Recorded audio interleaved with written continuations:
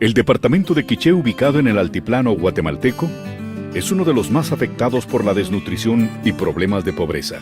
Para erradicar esta problemática, el gobierno de Otto Pérez Molina implementó el programa Pacto Hambre Cero en caseríos y aldeas. Personal de la Comisión Municipal de Seguridad Alimentaria y Nutricional, Comusan, realizan diversas actividades en las comunidades más afectadas de este sector, dando capacitaciones a las amas de casa para mejorar el desarrollo en su vida cotidiana. Trabajamos higiene personal, higiene del hogar, manipulación de alimentos, ¿verdad? Y les explicamos qué es el plan Pacto Hambre Cero, en qué consiste la comisión. Un ejemplo del trabajo en este proyecto es la aldea Cuculajá, Chesich 1, Santa Cruz del Quiché, donde un grupo de mujeres reciben constantemente capacitaciones para elaborar alimentos. En esta ocasión, aprendieron a cocinar un pastel de zanahoria, utilizando sus cosechas de los huertos trabajados por ellas mismas. Se está enseñando otra alternativa de cómo consumen ellas la zanahoria.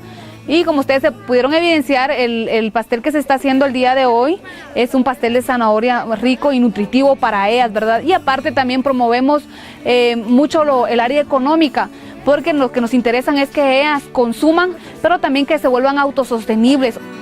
36 comunidades son en las que se ha trabajado y han tenido resultados positivos, ya que mes a mes reciben una ayuda con alimentos, vacunaciones y chequeos médicos para evitar que sus hijos padezcan de desnutrición y otras enfermedades, pues en este sector los niños tienen bajo peso y falta de defensas.